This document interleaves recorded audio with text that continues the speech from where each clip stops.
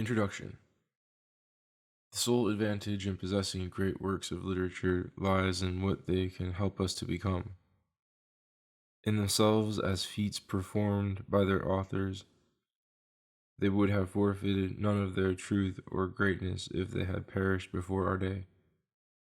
We can neither take away nor add to their past value or inherent dignity. It is only they, insofar as they are appropriate food and not poison for us, that can add to the present value and dignity of our minds. Foreign classics have to be retranslated and reinterpreted for each generation to render their old naturalness in a natural way and keep their perennial humanity living and capable of assimilation. Even native classics have to be reapprehended by every reader. It is this continual digestion of the substance supplied by the past that alone renders the insights of the past still potent in the present and for the future. Living criticism, genuine appreciation, is the interest we draw from year to year on the unrecoverable capital of human genius. Regarded from this point of view as substance to be digested, the poetic remains of Lucretius, Dante, and Goethe, though it is his Faust only that I shall speak of, afford rather a varied feast. In their doctrine and genius, they may seem to be too much opposed to be at all convergent or combinable in their wisdom. Some who know and care for one, perhaps, of these poets may be disposed to doubt whether they have anything vital to learn from the other two. Yet it is as a pupil, I hope a discriminating pupil, of each in turn that I mean to speak, and I venture to maintain that in what makes them great they are compatible, that without any vagueness or doubleness in one's criterion of taste, one may admire enthusiastically the poetry of each in turn, and that one may accept the essential philosophy, the positive intuition of each, without lack of definition or system in one's own thinking. Indeed, the diversity of these three poets passes, if I may use the Hegelian dialect, into a unity of a higher kind. Each is typical of an age. Taken together, they sum up all European philosophy. Lucretius adopts the most radical and the most correct of those cosmological systems which the genius of early Greece has devised. He sees the world to be one great edifice, one great machine, all its parts reacting upon one another and growing out of one another in obedience to a general pervasive process or life.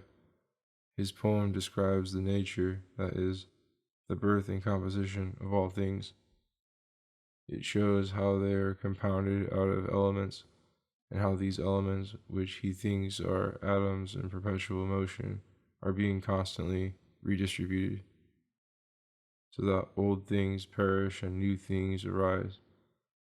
Into this view of the world he fits a view of human life as it ought to be led under such conditions. His materialism is completed by an aspiration towards freedom and quietness of spirit. Allowed to look once upon the wonderful spectacle which is to repeat itself in the world forever, we should look and admire, for tomorrow we die. We should eat, drink, and be merry, but moderately and with much art, lest we die miserably and die today. This is one complete system of philosophy: materialism in natural science, humanism in ethics.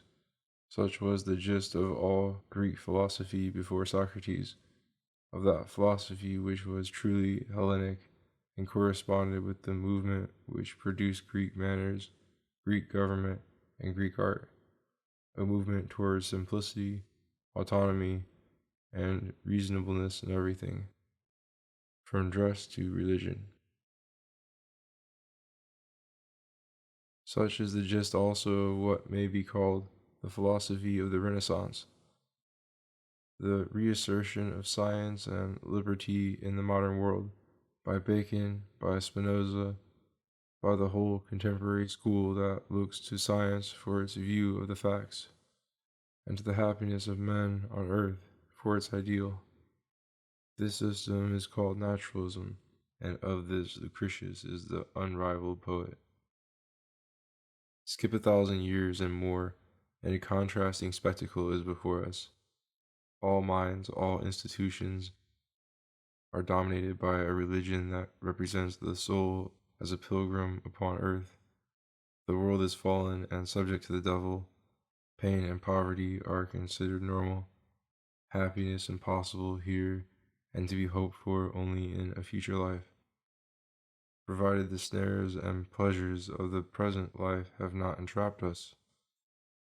Meantime, a sort of Jacob's ladder stretches from the stone on which the wayfarer lays his head into the heaven he hopes for, and the angels he sees ascending and descending upon it are beautiful stories, wonderful theories, and comforting rites.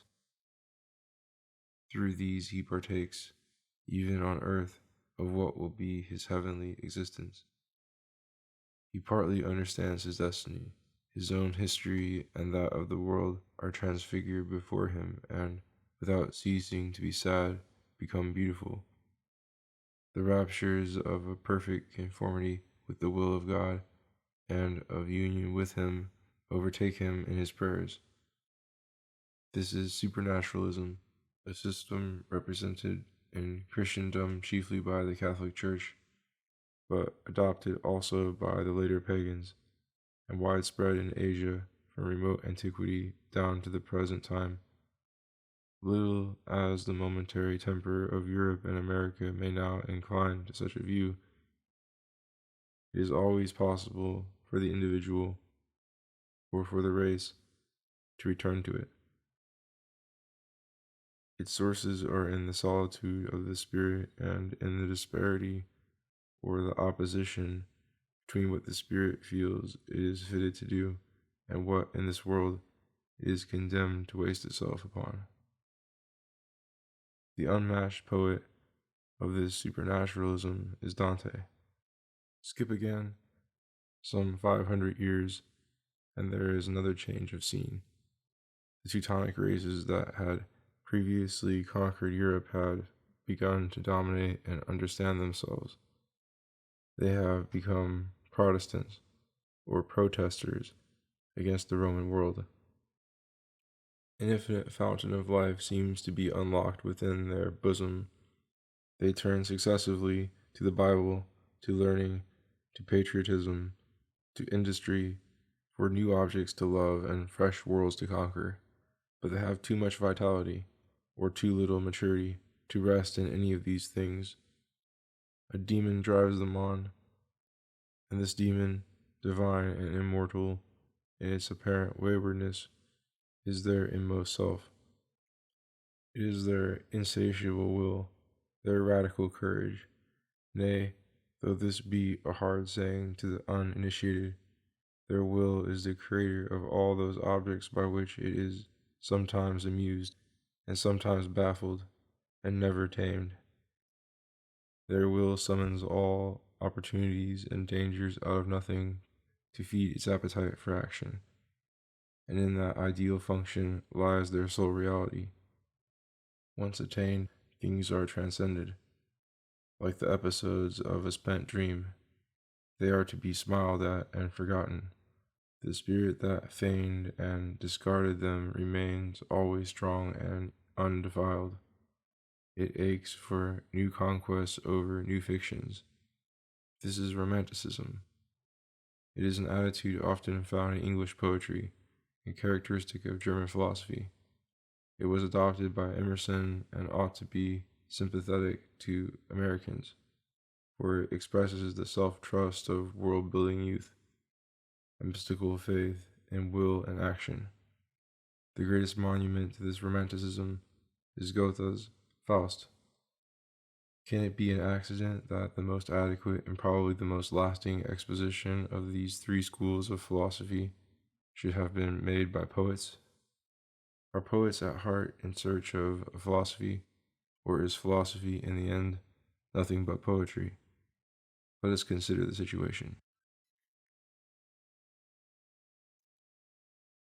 If we think of philosophy as an investigation into truth, or as reasoning upon truths supposed to be discovered, there is nothing in philosophy akin to poetry. There is nothing poetic about the works of Epicurus, or St. Thomas Aquinas, or Kant. They are leafless forests.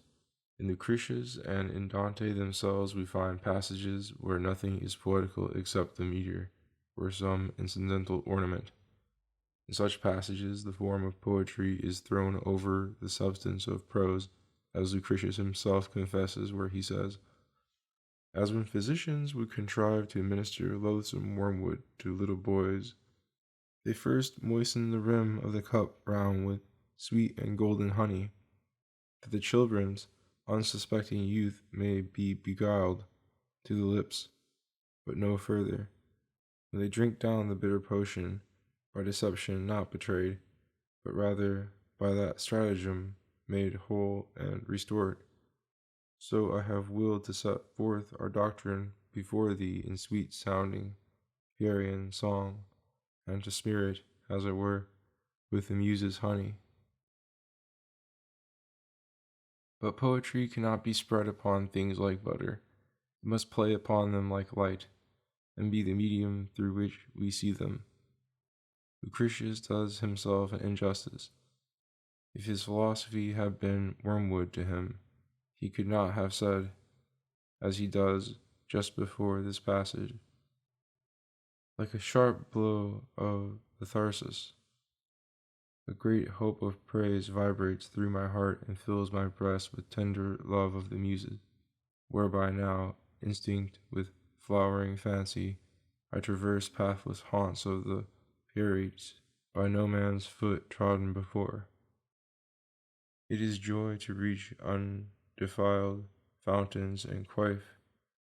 It is joy to gather fresh flowers and weave a matchless crown for my head of those bays with which never yet the muses veiled the brow of any man.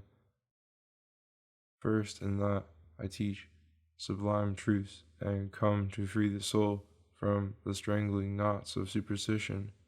Then in that on so dark a theme I pour forth so clear a song, suffusing all with poetic beauty. If haply by such means I might keep thy mind intent upon my verses, until thine eye fathoms the whole structure of nature and the fixed form that makes it beautiful." Here, I think, we have the solution to our doubt. The reasonings and investigations of philosophy are arduous, and if poetry is to be linked with them, it can be artificially only, and with a bad grace. But the vision of philosophy is sublime. The order it reveals in the world is something beautiful, tragic, sympathetic to the mind, and just what every poet, on a small or on a large scale, is always trying to catch. In philosophy itself, investigation and reasoning are only preparatory and servile parts, means to an end. They terminate in insight, or what in the noblest sense of the word may be called theory, a steady contemplation of all things in their order and worth. Such contemplation is imaginative. No one can reach it who has not enlarged his mind and tamed his heart. A philosopher who attains it is, for the moment, a poet, and a poet who turns his practiced and passionate imagination on the order of all things, or on anything in the light of the whole, is, for that moment, a philosopher. Nevertheless, Even if we grant that the philosopher, in his best moments, is a poet, we may suspect that the poet has his worst moments when he tries to be a philosopher, or rather, when he succeeds in being one. Philosophy is something reasoned and heavy, poetry, something winged, flashing, inspired. Take almost any longish poem, and the parts of it are better than the whole. A poet is able to put together a few words, a cadence or two, a single interesting image. He renders in that way some moment of comparatively high tension, of comparatively keen sentiment. But at the next moment, the tension is relaxed. The sentiment has faded, and what succeeds is usually incongruous with what went before, or at least inferior. The thought drifts away from what it had started to be. It is lost in the sands of versification. As man is now constituted, to be brief is almost the condition of being inspired. Shall we say, then, and I now approach an idea by which I set some store, that poetry is essentially short-winded, that what is poetic is necessarily intermittent in the writings of poets, that only the fleeting moment, the mood, the episode can be rapturously felt or rapturously rendered, while life as a whole, history, character, and destiny are objects unfit for imagination to dwell on and repellent to poetic art. I cannot think so.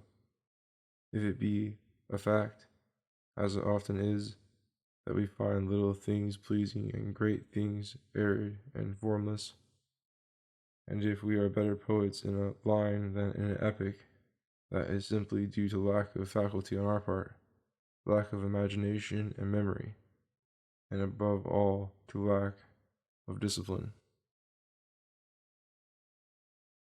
This might be shown, I think, by psychological analysis, if we cared to rely on something so abstract and so debatable.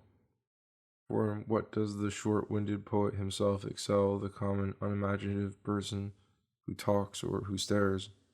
Is it that he thinks even less? Rather, I suppose, in that he feels more, in that his moment of intuition, though fleeting, has a vision, a scope, a symbolic something about it that renders it deep and expressive. Intensity, even momentary intensity, if it can be expressed at all, comports fullness and suggestion compressed into that intense moment. Yes, everything that comes to us at all must come to us at some time or other. It is always the fleeting moment in which we live. To this fleeting moment, the philosopher, as well as the poet, is actually confined. Each must enrich it with his endless vistas, vistas necessarily focused, if they are to be disclosed at all, in the eye of the observer, here and now. What makes the difference between a moment of poetic insight and a vulgar moment is that the passions of the poetic moment have more perspective. Even the short-winded poet selects his words so that they have a magic momentum in them, which carries us, we know not how, to mountain tops of intuition.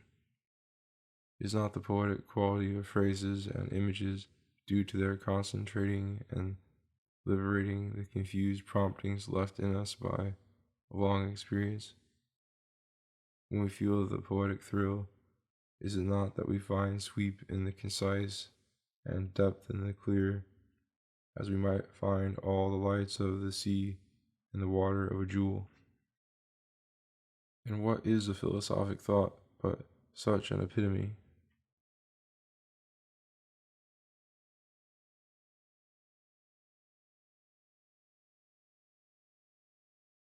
If a short passage is poetical because it is pregnant with suggestion of a few things which stretches our attention and makes us rapt and serious, how much more poetical ought a vision to be which was pregnant with all we care for?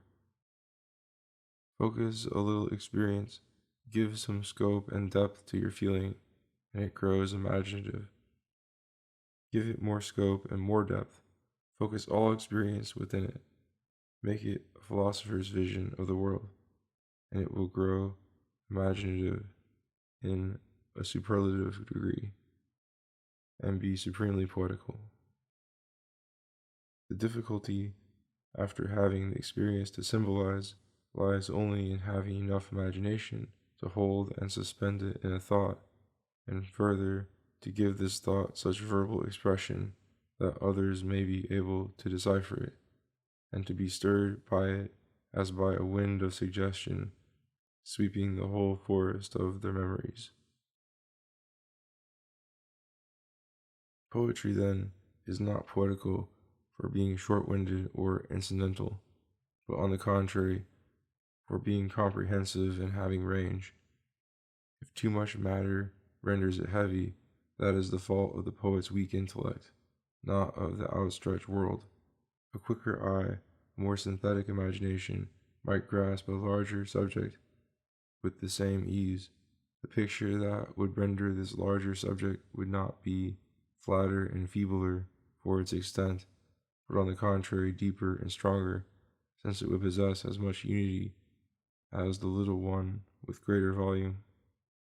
As in a supreme dramatic crisis, all our life seems to be focused in the present and used in coloring our consciousness and shaping our decisions. So for each philosophical poet, the whole world of man is gathered together, and he is never so much a poet as when, in a single cry, he summons all that has affinity to him in the universe and salutes his ultimate destiny. It is the acme of life to understand life. The height of poetry is to speak the language of the gods. But enough of philosophical analysis and of reasoning in the void. 3 historical illustrations will prove my point more clearly and more conclusively.